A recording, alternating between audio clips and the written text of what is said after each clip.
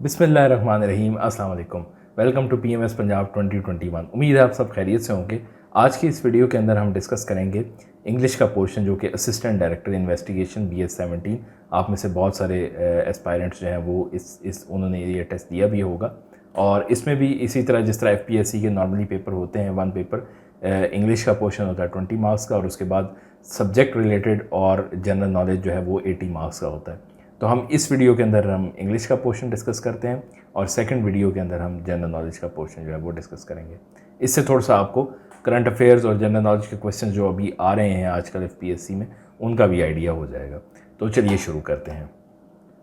सबसे पहला क्वेश्चन था, ही pleads for sanity in a dash word, यानी कि प्लीड्स का मतलब वो रिक्वेस्ट करता है या इल्तिजा करता है, फॉर सैनिटी यानी कि समझदारी की, अक्लमंदी की, इन अ वर्ड यानी कि वो अगर रिक्वेस्ट कर रहा है समझदारी की तो किसी ऐसी दुनिया में कर रहा होगा जो कि नफसियाती तर्ज की है, जो कि पागलपने की है। तो इसमें ऑप्शंस थी रीज़नेबल, ये नहीं हो सकता क्योंकि सैनिटी की ऑलरेडी वहाँ पे अगर रीज़नेबल वर्ड है तो सैनिटी के लिए प्लीड करने की ज़रूरत नहीं है। लूनेटिक का मतलब होता है नफसियाती या पागलपना। तो इसका जो आंसर है वो लूनेटिक ही इसका आंसर है। ठीक है। Second question is argosy means, ठीक है, इसका मतलब एरोगेंट ऑप्शन था, a big trading ship, misguiding, none of these. तो इसका आंसर है बिग ट्रेडिंग शिप। ठीक है जी, आर्गसी। अभी आजकल के जो बड़े ट्रक्स हैं उनको भी आर्गसी कहा जाता है। फिर उसके बाद है सिनोनिम ऑफ ट्रेपिडेशन है, फिर उस ऑप्शंस हैं fear, expedition, trial, none of these. तो इसका दुरुस्त जवाब है फियर। ट्रेपिडेशन जो है वो फियर को कहा जाता है, डर, खौफ। नेक्स्ट क्वेश्चन है एंटोनिम ऑफ, यहाँ पे जो पेपर के अंदर ये स्पेलिंग मिस्टेक थी, QUOYIDIAN है, ये लिखा हुआ है लेकिन ये कोई वर्ड नहीं है, ये वर्ड है कोटिडियन। तो ये QUOTIDIAN, कोटिडियन। ठीक है, इसका मतलब देखते हैं, हमने इसका एंटोनिम देखना है। तो कोटिडियन का वैसे आम नॉर्मल जो रूटीन की चीज़ है उसको कहा जाता है। तो एंटोनिम देखना है, ऑप्शन थी extraordinary, wishful, premature, none of these. तो option correct answer is extraordinary. Next question is mister Jonathan is not home today, mister Jonathan आज घर पे नहीं है, dash you try calling him tomorrow, यानी कि आप किसी ने फ़ोन पे उनको जवाब दिया कि भाई जॉनथन जो है वो आज घर पे नहीं है। तो आगे वो क्या कर सकते हैं, वो डेफिनेटली वो उनको सजेस्ट कर रहे हैं, गाइड कर रहे हैं कि you try calling him tomorrow, कि आप उसको कल जो है वो कॉल कर लें। तो ऑप्शंस थी आई सजेस्ट भी पेपर के अंदर जो है वो एक में स्पेलिंग गलत थे, करेक्ट स्पेलिंग जो है वो ये हैं आई वॉन्ट और आई इंसिस्ट। अब देखें, जो बंदा कॉल कर रहा है ये इन्फॉर्मेशन उसको रिक्वायर्ड है, जो बता रहा है वो बाउंड नहीं है। ठीक है, वो ये नहीं चाहता कि वो मतलब उसके ऊपर फोर्स नहीं कर सकता कि जी मैं आपको इंसिस्ट करता हूँ कि आप कल ही कॉल करें, क्योंकि जिसने कॉल करनी है अगर उसकी मर्ज़ी हुई तो वो कल कॉल कर लेगा। ठीक है, तो इसमें जो करेक्ट आंसर है वो है आई सजेस्ट, यानी कि मैं आपको सजेस्ट करता हूँ कि आप कॉल जो है वो कल करें। आप नॉर्मली भी जब किसी को बात करते हैं और बताते हैं कि जी कोई बंदा अवेलेबल नहीं है तो आप उन्हें यही कहते हैं कि जी मैं आपको सजेस्ट करूँगा कि आप इनको जो है वो कल कॉल कर लें। Next is JIT was form to investigate the crime, यानी कि JIT जो जॉइंट इन्वेस्टिगेशन टीम है। ठीक है, JIT was form to investigate the crime. JIT means यानी कि अब इसके अंदर बहुत सारे बंदे हैं, 2 या 3 या 4 हैं, यानी एक नहीं है। JIT here is dash noun, अब नाउन तो है, ये कौन सा है? तो अब आपने इस तरह के नाउन्स के बारे में पढ़ा होगा कि ऐसे नाउन जो है वो कलेक्टिव नाउन कहा जाता है उनको। तो ऑप्शन सी कलेक्टिव, वर्चुअल जो कि नाउन है ही नहीं, कनेक्टिव जो कि नाउन है ही नहीं, टाइप ही नहीं है, तो इसमें एक ही थी और इसलिए ये इजी था। तो ये है answer collective noun. Next question is the chairman is ill and we will have to dash the meeting for a few days, यानी कि यहाँ पे अब जो बताने की कोशिश कर रहा है, ऑप्शन देखने से पहले आप देखें तो वो ये कह रहा है कि चेयरमैन बीमार है और हमें मीटिंग जो है वो कुछ दिनों के लिए पोस्टपोन करनी पड़ेगी या आगे करनी पड़ेगी, डिले करनी पड़ेगी। तो इसमें ऑप्शंस थी पुट ऑन, ठीक है, पुट ऑफ OFF वाला, नन ऑफ दीज। तो अब चूंकि हमने डिले करनी है तो उसमें अब आप थोड़ा सा आपको रेलेवेंट, अगर इनमें कन्फ्यूजन भी है तो देख लें, ऑफ से मुराद ये है कि उसको OFF ऑफ, ठीक है, उससे मुराद ये है कि इसको डिले किया जाए। तो इसका करेक्ट आंसर है put off. Next question is who is creating this mess. इसको पैसिवाइज में करना है और ये बहुत ही ईजी है। हमारी जो डायरेक्ट इनडायरेक्ट और एक्टिवाइज पैसिवाइज की वीडियोज़ हैं वो आप देख सकते हैं इसके लिए। तो इसका जो आंसर है वो है by whom is this mess being created. Is being इसलिए क्योंकि हु इज़ क्रिएटिंग ING है और इज़ है, तो is this mess being created वाला जो ऑप्शन है वो सही होगा। नेक्स्ट क्वेश्चन है sad often dash late at night. Often जब आ गया तो दैट मीन्स एक रेगुलर प्रैक्टिस है कि अक्सर वो जो है वो या तो लेट आता है या काम करता है, जो भी ऑप्शंस होंगी। तो ये जो है प्रेजेंट टेंस है और उसमें हम देखते हैं कि जो इंडिविजुअल सिंगल ये है सब्जेक्ट, इसके साथ S या ES का इजाफा किया जाता है। तो ऑप्शन है वर्कड, वर्क्स, वर्क। तो करेक्ट आंसर है work. Saad often works late at night, यानी अक्सर वो रात देर तक काम करता है। Next question is synonym of emancipate. ये बहुत ज़्यादा आता है। इमेंसिपेट का मतलब क्या है? डिफेम है ऑप्शन, इनकॉर्पोरेट, रिलीज़। इमेंसिपेट कोई चीज़ छोड़ना या कोई चीज़ रिलीज़ करना, तो इसका आंसर है रिलीज़।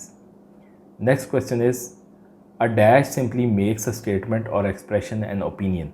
ऑप्शंस थी simple sentence, complementary sentence, declarative sentence, none of these. तो अब इन 4 टाइप्स ऑफ जो सेंटेंसेस आपने पढ़ी होंगी उसमें डिक्लेरेटिव होती है जो कि सिंपल एक स्टेटमेंट होती है, इंटेरोगेटिव होती है क्वेश्चन, एक्सक्लेमेटरी होती है जिसमें कोई एक्सक्लेमेशन हो यानी कि we won the game, imperative होती है जिसमें कमांड या वो रिक्वेस्ट की गई हो।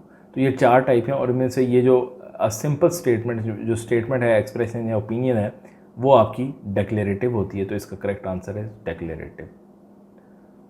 Next is the ship is bound dash the United states. ठीक है जी, बाउंड जब आ जाता है तो किस चीज़ के लिए वो बाउंड हुई हुई है, तो उसमें जो प्रपोजिशन है मेरे ख्याल में फॉर जो है वो ज़्यादा अप्रोप्रिएट है। ऑन टू भी नहीं, एट भी नहीं, फॉर भी नहीं। तो correct answer is for. The ship is bound for the United States. United States के लिए वो चल पड़ी है। I am sure of it as you are. इसमें भी अब 4 ऑप्शन थी।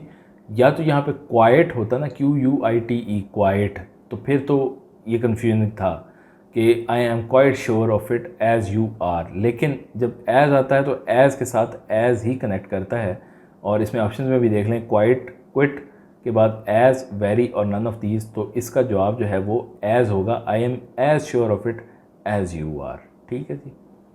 Next is he writes dash ink. ये बहुत दफ़ा पूछा जा चुका है और अक्सर स्टूडेंट जो है वो इसको गलती करते हैं, विद इंक लिख देते हैं। ही राइट्स विद इंक, वो स्याही के साथ लिखता है, जबकि वो बेसिकली हमने ये बताना है कि स्याही किस चीज़ के साथ लिखता है, यानी कि ये जो साथ है ये उसकी पोजेशन को शो करेगा। तो ऑप्शंस थी in, through, with, none of these. तो correct answer is in. He writes in ink, ink में वो लिखता है। She is afraid dash spiders. पढ़ते साथ ही आपके जहन में आ जाता होगा कि she is afraid of spiders. तो ऑप्शन थी from, in, of, none of these. तो correct answer is of. Next question is somebody burned the trash here. It can't be Sheena because she cares dash the environment pretty much. Options पढ़ने से पहले ही आपके जहन में आ जाना चाहिए somebody burned the trash here. It can't be Sheena because she cares, किसकी केयर करती है? About the environment pretty much. Option C of, in, about, none of these. तो correct answer is about. She cares about the. दूसरी वैसे भी fit in नहीं हो सकती, she cares of the environment नहीं हो सकती, she cares in the environment नहीं हो सकती। तो about was the correct answer. Next question is a person who tends to see the worst aspects of things और believes that the worst will happen. यानी कि जो हर चीज़ में बुराई या हर चीज़ का एक नेगेटिव पहलू देखता है। तो आपने इसका एक ट्रिक जो है वो याद रखना है कि पी से इसको याद रखना है। पेंसिव, पेंसिव का मतलब होता है सैड एस्पेक्ट देखना। तो पेसिमिस्ट भी जो पी से स्टार्ट होता है वो ऐसा होता है जो वर्स्ट एस्पेक्ट देखता है। इसके ऑपोजिट होता है जो अच्छी चीज़ देखता है वो ऑप्टिमिस्ट होता है। तो ऑप्टिमिस्ट आए से आप थोड़ा सा इसको लिंक करके रखें कि कोई जो अच्छी चीज़ देखता है इट्स रिलेटेड टू आई, तो वो ऑप्टिमिज्म ऑप्टिमिस्ट होता है। ठीक है, जो बुरी चीज़ देखता है वो पेंसिव यानी कि पेसिमिस्ट होता है। तो answer is pessimist in this case. Next question is the baby cried for food. ये sentence can be defined as. अब ये सेंटेंस के स्ट्रक्चर के हवाले से टाइप्स ऑफ सेंटेंस पूछ रहा है।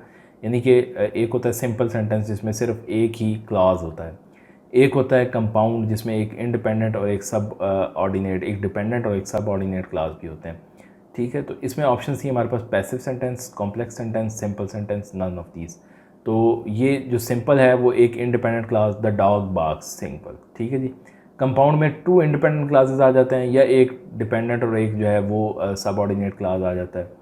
कॉम्प्लेक्स में 1 इंडिपेंडेंट क्लास एंड 1 और मोर डिपेंडेंट क्लासेस, ठीक है। और कंपाउंड कॉम्प्लेक्स में 2 इंडिपेंडेंट क्लास एंड 1 और मोर डिपेंडेंट क्लासेस। तो ये तो सिंपल है, the baby cried for food, ये आपका सिंपल सेंटेंस है जो फर्स्ट टाइप है। Next is a compound sentence must have 1 verb, subordinate clause, a dependent clause, none of these.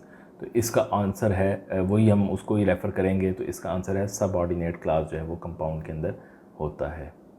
या वैसे अगर यहाँ पे इंडिपेंडेंट क्लासेस 2 इंडिपेंडेंट क्लास की बात करें तो वो 2 इंडिपेंडेंट क्लास भी होते हैं। And last is synonym of हॉर्टेटरी।